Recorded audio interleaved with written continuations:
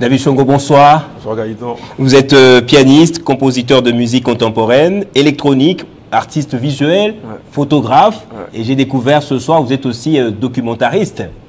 Oui, exactement. Enfin, quand on est dans un contexte comme le nôtre, ça veut dire qu'on n'a pas des écoles spécifiques pour former dans la photographie. Comment vous faites pour bifurquer sur, tous les domaines là? Je crois que c'est créer un algorithme et puis en faire un tout en fait. Moi je me considère pas que photographe ou vidéaste à côté, je me considère un tout. Et le tout là, comment on appelle ça?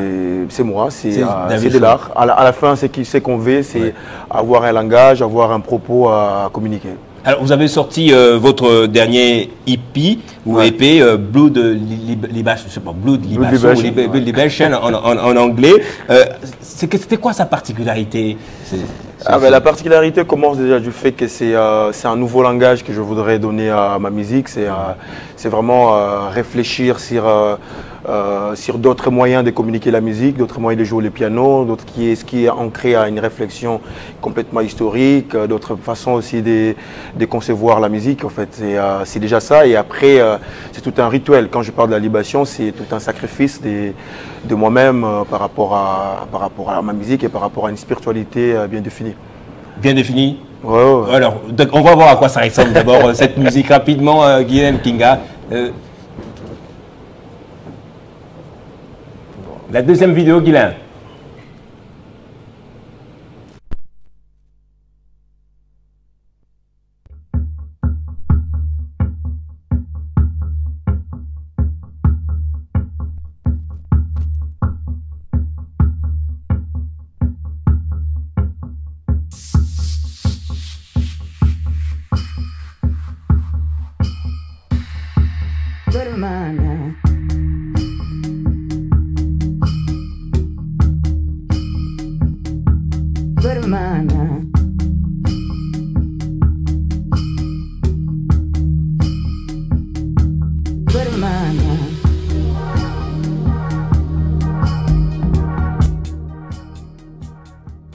Alors là, ici, on est à Kinshasa, c'est un des titres qu'on trouve dans Blood Libation.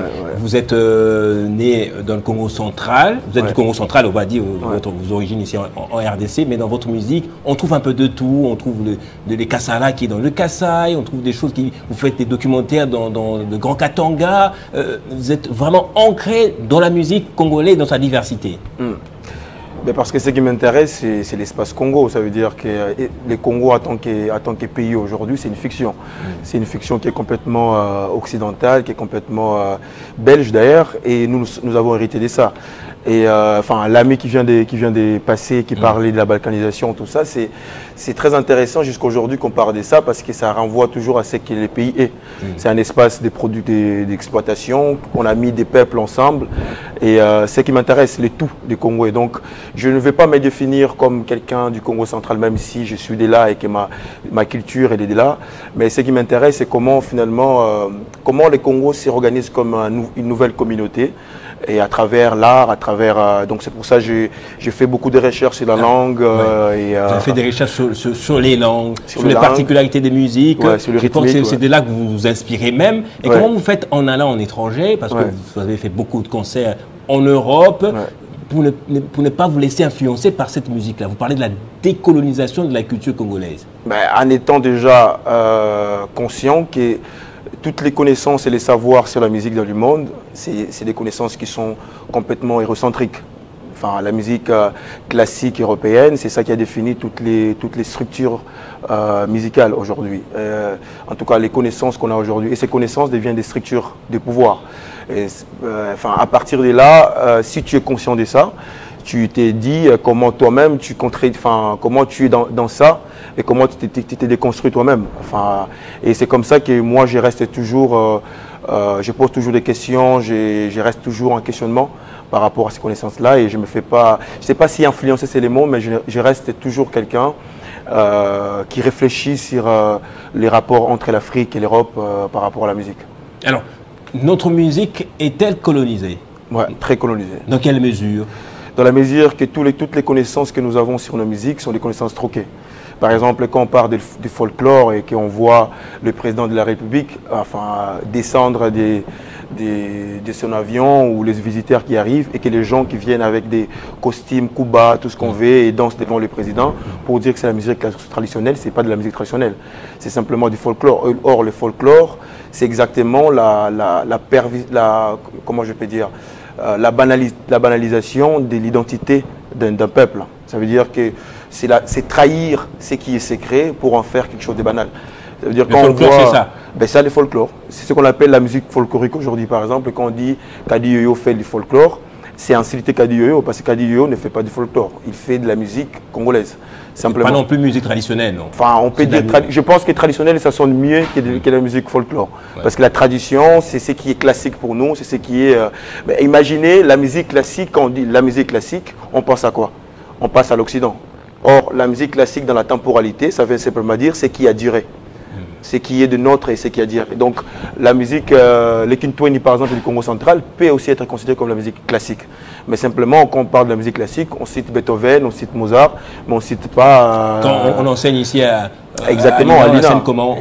On l'enseigne comme la musique. Ben exactement.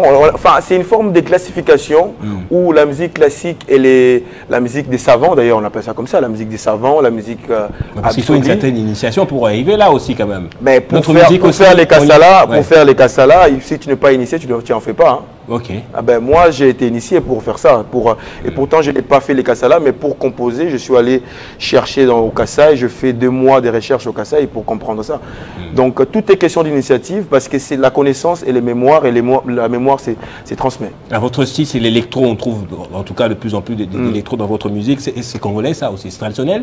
La musique électronique, c'est discutable parce que les outils qu'on utilise aujourd'hui sont les outils évidemment développés dans les contextes européens, comme les logiciels, les ordinateurs, tout ce qu'on veut. C'est dans les années 70 que ça a commencé vraiment à être évolué, surtout en Amérique. Mais quand on parle des processus de la musique électronique, on voit plus de minimalisme. Et il n'y a pas plus beau que le minimalisme du Congo, en fait. Et le plus grand compositeur du minimalisme dans le monde, Steve Reich, parle de la musique minimalisme comme la voix qu'on entend dans toutes les sonorités africaines. Alors, rapidement, 2 questions pour terminer. Il reste 1 minute. Comment on arrive à la décoloniser cette musique? On arrive finalement aussi à intégrer dans des structures de connaissances, comme l'INA, comme tout ce que vous voulez, comme les nouveaux centres qui viennent d'être ouverts là. Il faudrait intégrer des forums, des professeurs, des personnes qui peuvent venir remettre en cause toutes les connaissances au fait, que nous avons aujourd'hui. En fait, ce que Mondimbe appelle la bibliothèque coloniale. La bibliothèque que nous avons aujourd'hui sur la musique, elle est complètement diésée, elle est complètement coloniale. Donc il faudrait y réfléchir dans les programmes que nous avons, dans les approches que nous avons, dans les liens que nous créons avec les restes du pays. Et si on ne remet pas ça en cause, on est vu de loin comme des petits-enfants, comme des domestiques. Vous aimeriez qu'on dise vous faites de la musique congolaise ou de la musique africaine, puisque vous avez des influences aussi des érudits africains comme Aimé Césaire, tout ça. Je ne vois pas citer des grands auteurs de la littérature congolaise. Ouais. Mais je pense que moi, je fais ma musique. Parce que ce qui est intéressant quand tu te poses des questions, finalement, tu trouves ton propre langage et ton propre chemin. Alors, pour terminer, qui est le plus grand musicien congolais vivant pour vous? Vivant? Oui. Les plus grands musiciens congolais vivants, c'est Ray Lema. Je m'attendais à entendre un des Congolais qu'on connaît. C'est Ray Lema. Ray Lema, c'est le plus grand. C'est le plus grand. Les travaux qu'il a, comme vous. Il fait du piano. Les travaux qu'il a fait sur la musique congolaise, on n'a pas encore trouvé quelqu'un qui a fait ça. Il Fally Ipupa? C'est. Vous le définissez comment? Fally Ipupa, comment je peux dire, c'est des gens qui ont une autre façon de faire de la musique, un autre contexte aussi. Et je pense qu'il est. C'est un colonisé. Non. Non, je ne crois pas. Je crois qu'il reste un grand messie dans la musique congolaise. Excusez-moi encore, tu ne penses pas à une collaboration avec ces grands noms de la musique congolaise? Pourquoi pas? Voilà. Un jour peut-être. David Shongo a retrouvé demain à l'Académie des Beaux-Arts. L'affiche va justement apparaître devant vos écrans. Un très bon concert ouvert à tous. David Chongo, que j'ai eu le plaisir de recevoir ce jour, que je recevrai encore prochainement pour parler toujours du même sujet, de la décolonisation de la musique congolaise. Je vous dis au revoir. Restez avec moi. Dans quelques minutes, ce sera le journal avec Jenny Kaembe. On se retrouve demain soir pour le journal de 20h.